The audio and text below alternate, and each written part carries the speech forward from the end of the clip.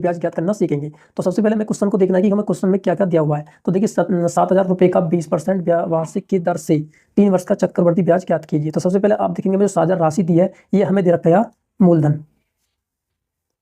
ये क्या दे रखा है हमें?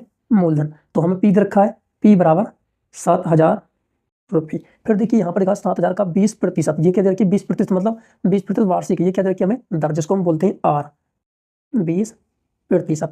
अब देखिए 20% वार्षिक की दर से 3 वर्ष, ये समय तो दिया है 3 वर्ष, कितने साल के लिए? 3 साल के लिए। तो ये क्या हो गया? एन, या टी भी लिख सकते हैं आप इसको, एन की जगह पर 3 वर्ष। ठीक है। तो अब देखिए हमारे पास जो क्वेश्चन में दिया उन सभी को बारी बारी से लिख लिया। अब हम क्या करेंगे? अब सूत्र को लिखेंगे। ए बराबर, जो सूत्र नंबर 2 बताया मैंने आपको, पी इंटू 1 प्लस आर बटे 100 घात एन। ठीक है। तो अब हम क्या करेंगे? जितने हमें जो मान दिए उन सभी मानों को इस सूत्र में बिठाएंगे। तो अब देखिए पी का मान कितना दे रखा है? 7,000। तो हमने पी के मान रख दिया 7,000 और कोष्टक 1 प्लस आर का मान कितना दे रखा है? 20%। तो आर बटे 100 और एन का मान कितना दे रखा है? 3। तो हमने घात लगा दी इसकी 3। ठीक है। तो अब देखिए इसको हल करने के लिए हम क्या करेंगे? जो 20/100 लिखा है इसको हम अलग से हल कर लेते हैं। अगर आप वैसे हल करना चाहें तो ऐसे कर सकते हैं, नहीं तो आप इसको अलग से हल करके और भी आसान कर सकते हैं क्वेश्चन को। ठीक है। तो देखिए लिखा है 20/100। तो यहाँ पर आप देखिए इस जो संख्या लिखी 20/100 को आप काट करके छोटा कर सकते हैं। तो 20 से कटेगा एक बार और 20 पंजे 100, तो ये आ गया 1/5। तो अब देखिए मैं क्या करूँगा? 20/5 की जगह पर 1/5 लिखूंगा, क्योंकि मैं इसे काटूंगा तो मुझे 1/5 मिलेगा।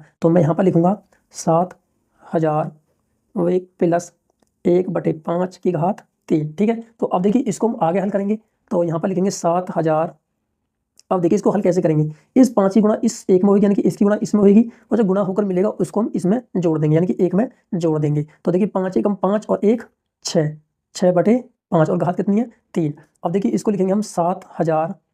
अब देखिए इन दोनों के बीच में गुणा होता है, 7,000 और एक कोष्टक जो लगा है इन दोनों के बीच में गुणा होता है, वो छिपा हुआ रहता है। ठीक है। तो हमने गुणा का चिन्ह लगा लिया। अब देखिए 6/5 की घात कितनी है? 3। तो हम इसको 3 बार लिखेंगे, 6/5 गुणा 6/5 गुणा 6/5। ठीक है। तो अब देखिए हमने इसको 3 बार क्यों लिखा है? क्योंकि इसकी घात कितनी है? 3। मान कर चलिए यहाँ पर 2 होता तो हम 6/5 की गुणा 2 बार लिखते हैं, 6/5 गुणा 6/5, लेकिन यहाँ पर 3 है तो हमने इसको 3 बार लिखा हुआ है।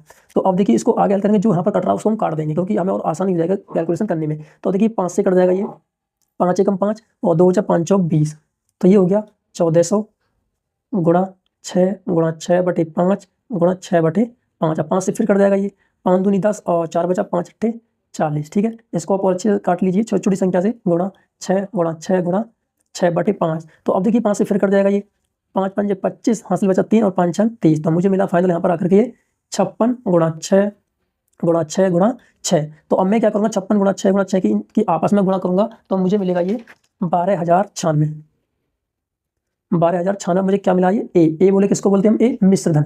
तो हमें चक्रवृद्धि ब्याज ज्ञात करने के लिए हम क्या करेंगे? चक्रवृद्धि ब्याज बराबर होता है, चक्रवृद्धि ब्याज बराबर होता है ए माइनस पी। पी हमें पहले से दिया हुआ है क्वेश्चन में 7,000। ठीक है। तो अब ए हमें मिल चुका है 12,096। तो देखिए ए का मान कितना है? 12,096 और माइनस ए पी कितना था? 7,000। तो देखिए 12,096 से हम 7,000 घटाएंगे तो मुझे मिलेगा ये 5,096। तो हमारा CI, जिसको हम बोलते हैं चक्रवृद्धि ब्याज, कितना मिला? 5,096 रुपये। ठीक है फ्रेंड। तो मैं आशा करता हूँ कि आपको वीडियो अच्छे समझ में आया होगा, और समझ में आया तो आप जो स्क्रीन पर क्वेश्चन को देख रहे हैं इस क्वेश्चन को हल करके आप इसका आंसर कमेंट में कीजिए। ठीक है। तो फ्रेंड चलिए मिलते हैं वीडियो, तब तक के लिए बाय, थैंक यू।